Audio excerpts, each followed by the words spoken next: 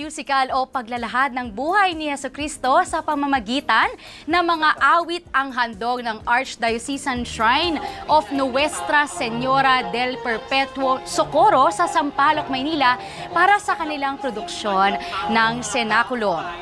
This morning, makakasama po natin ngayon, live na live, si Jacqueline Marsan Tolentino, ang producer ng senakulo at head ng NSPS Biblical Apostolate and Formation ng simbahan.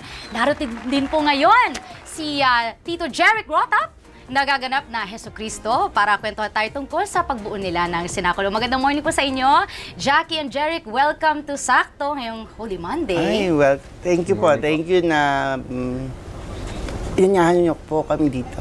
Naku, nagpapasalamat din po kami na nandito kayo ngayon sa aming studio. Thank you for your presence. Jesus Christ, oo. Gusto ko lang po malaman kung gano'n na po katagal yung preparation ninyo sa senakulo. Well, actually, senakulo started 2014, but every year after Christmas, yung mga scriptwriter naman, director, gumagawa na sila. Nagbubuo na sila ng ano yung bagong mensahe namin sa senakulo. And this year, nung Marso, nabuo na yung script. Ang title po ay Mahal Ako ng Diyos.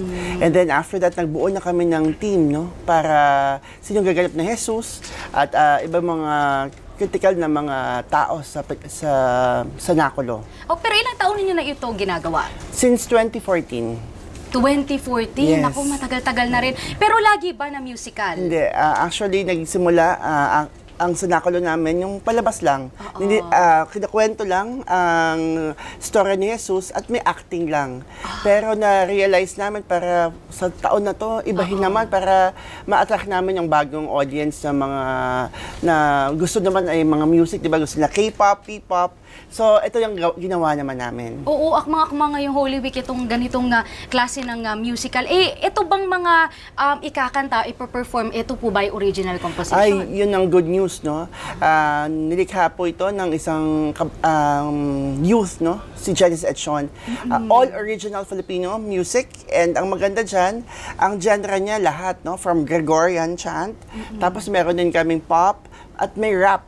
Aba! Iba-iba. Yes, iba-iba. And kaya yun ang kagandahan ng senakulo. So iba-ibang audience ang pwedeng matap, no? From our grandparents hanggang kabataan. Kasi di ba pag musika, mabilis ma-memorize sila, no? Through the songs, no? Yung about the story of Jesus. Oo, yung mga bata lalo na yan, that is the parang effective way of teaching our kids about anything that we want to teach them, no? Yung music talaga.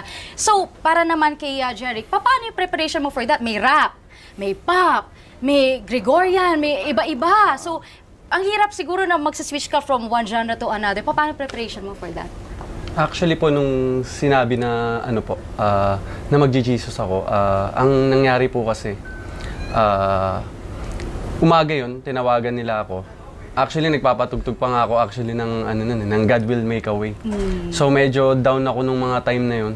Tapos biglang tumawag sa akin na, magpe-play ka ng Jesus. Sabi ko, umuo po agad ako. Kasi sabi nila, total naman na nag-play ka na ng 2014, why not na mag-play ka ulit na at the same time, kumakanta ka naman din eh. Kaya sa tingin namin na qualified ka naman na mag-Jesus ulit.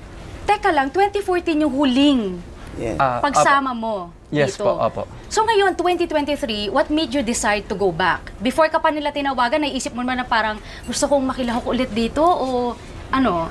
Ever since po kasi talaga na yung nagsenakulo, talagang miraculous po siya sa akin kasi way back 2014 talagang yung mga dreams ko talagang natupad siya as in. So ngayon, binabalikan ko siya. Hindi na pang sarili ngayon yung yung dasal ko. Pang family na talaga. Sa family ko, sa parents ko, para sa kanila yung yung paglaho ko dito. Pati para mas lalong yung faith ko mas lalong lumalim kay Lord. Mas malakas ang powers ng prayer, sinasabi nila kapag in-offer mo para sa family. Laging if you do it for the family, lahat ng dinadasal mo, sinasagot agad, napakabilis ang Panginoon. And speaking of miracles po, sa inyo namang pakikwento naman, balita ko may miracle din na nangyari sa'yo. Actually, before, ako yung head po ng Biblical Apostolate sa simbahan namin at ngayon shrine na siya, NSPS Shrine. Na-diagnose po ako ng cancer.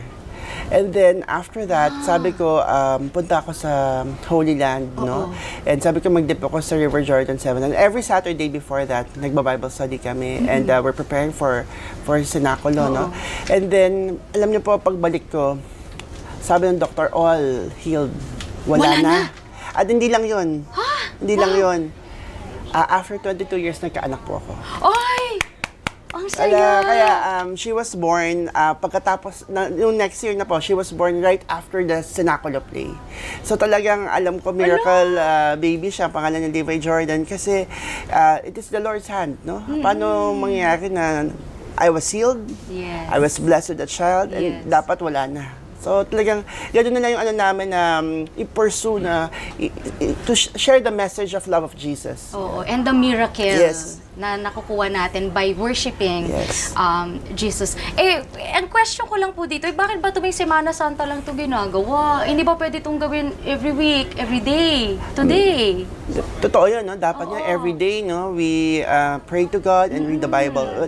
Usually, ang mga tradisyon, no? We celebrate it once a year. For us to remember again. So, ito, may pause tayo. Time to reflect. And yung mga hindi pa nakabasa ng story ni Lord, no? Ito yung one way, no? For 2 hours, manood ka ng musical, malalaman mo yung ginawa ni Lord sa'yo, no? Yung sacrifice niya and then the resurrection. Ala, nakakatuwa. Na-excite na ako. Mga Jeric, Jackie, saan pwede mapanood na ating mga kapamilya itong ano? Okay. Pumunta po sana kayo sa aming simbahan, no? Ang Archdiocesan Shrine of Nuestra Señora del Perpetuo Socorro Parish. Sa may Sampaloc lang po kami. Malapit po kami sa UST. 7:30 po Holy Wednesday. And also yung aming live stream po sa Facebook. Yun dapat tatanungin ko. So may live stream. Kapag hindi kasi taga Metro Manila, tapos gusto nila pumunta, sayang naman, di ba? May live streaming po sila mga kapamilya. Anong page po yung... Archdiocesan Shrine of Nuestra Señora del Perpetuo Socorro Parish.